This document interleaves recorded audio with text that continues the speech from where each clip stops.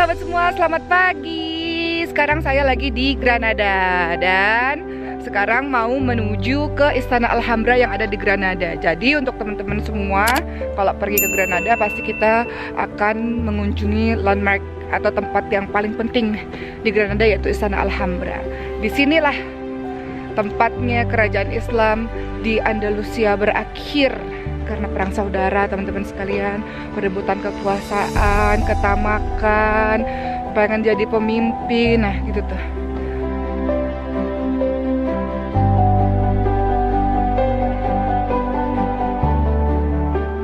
Teman-teman sekalian, ini adalah pintu masuk untuk memasuki Istana Alhambra.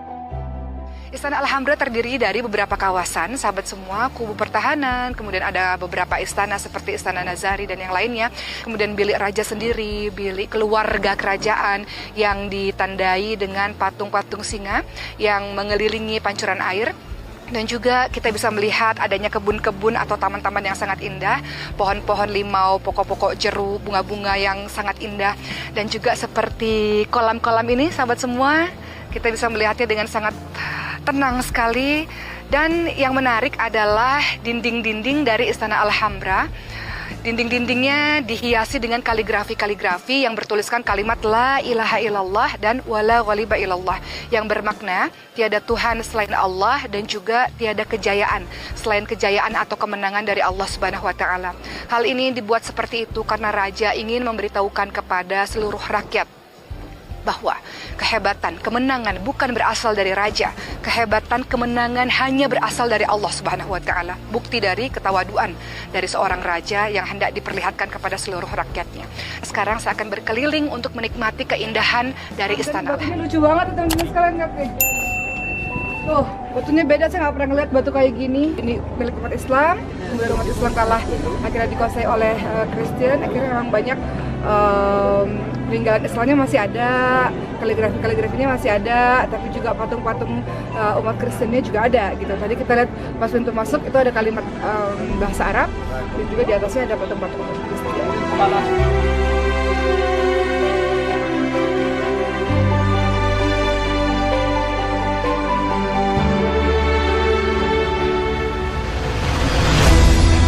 Dan saya lihat banyak tur grup anak-anak sekolah yang datang ke sini mungkin untuk belajar sejarah.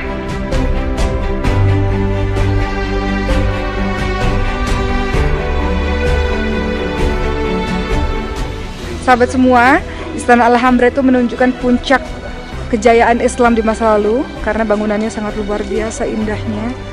Teman-teman bisa datang ke Istana Alhambra dan menyaksikan sendiri bagaimana hebatnya Islam, peradaban Islam. Semua kelemahan dalam mempertahankan pemerintahan Islam di Andalusia ini sungguh sangat menyedihkan.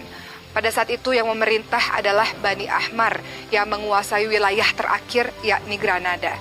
Maka perjanjian pun dilakukan, sahabat sekalian, ditandatangani oleh Muslim dan juga pihak Kristen yang berisi siapapun Muslim yang masih tinggal di Andalusia, mereka akan dijamin keselamatannya, dan Muslim yang pergi keluar dari Andalusia pun akan dijamin keselamatannya.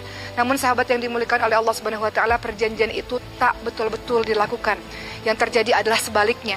Orang-orang Islam harus memeluk agama Kristen atau orang-orang Islam harus keluar dari Spanyol. Banyak orang yang pada akhirnya harus dibunuh karena mempertahankan akidah mereka, dan kalaupun mereka keluar dari Spanyol atau Andalusia, mereka pun sebagian dari mereka akan diperangi oleh pihak musuh.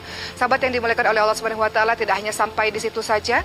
Yang kemudian terjadi adalah perubuhan atau dihancurkan seluruh tempat-tempat umat Islam, benteng-benteng, kubu-kubu, istana-istana.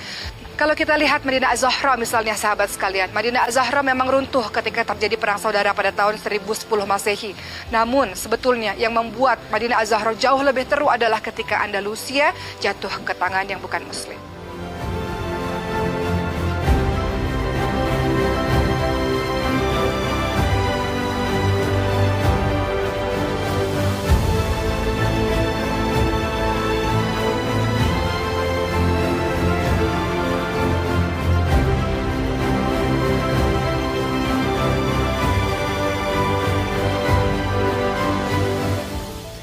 Lalu apakah yang mengakibatkan Islam lenyap di bumi Andalusia? Seorang bernama Abu Abdullah sangat tidak suka dengan keputusan sang ayah yang hendak menyerahkan tahta kepada anaknya yang lain. Maka Abu Abdullah pun kemudian memberontak. Ia melawan sang ayah sehingga berakhir dengan terbunuhnya ayah tersebut. Lalu kemudian apakah tahta itu diserahkan kepada Abu Abdullah? Tidak. Tahta itu pun kemudian beralih kepada Muhammad bin Sa'ad. Sahabat yang dimuliakan oleh Allah Subhanahu wa taala, inilah yang membuat Abu Abdullah sangat marah dengan keadaan seperti itu sehingga meminta bantuan kepada Raja Ferdinand dan Ratu Isabella untuk membantu Abu Abdullah. Setelah dibantu, alhamdulillah. Setelah dibantu, Abu Abdullah pun mendapatkan apa yang dia inginkan. Namun tahta itu hanya sebentar saja dia dapatkan karena Ratu Isabella dan Raja Ferdinand menginginkan balasan dari Abu Abdullah. Apakah balasan yang diinginkan oleh kedua orang tersebut? Penyerahan Granada, wilayah terakhir umat Islam. Tentu saja Abu Abdullah sangat tidak percaya dengan apa yang diinginkan oleh kedua orang tersebut. Namun inilah yang sebenarnya terjadi. Islam yang dulu pernah berjaya di tempat ini hampir 800 tahun harus lenyap, tak bersisa, dan mereka keluar semuanya dalam keadaan yang hina. Begitulah yang terjadi di Granada ini, teman-teman sekalian, sebuah kisah pilu sehingga Istana Alhambra sekarang tinggal menjadi kenangan saja.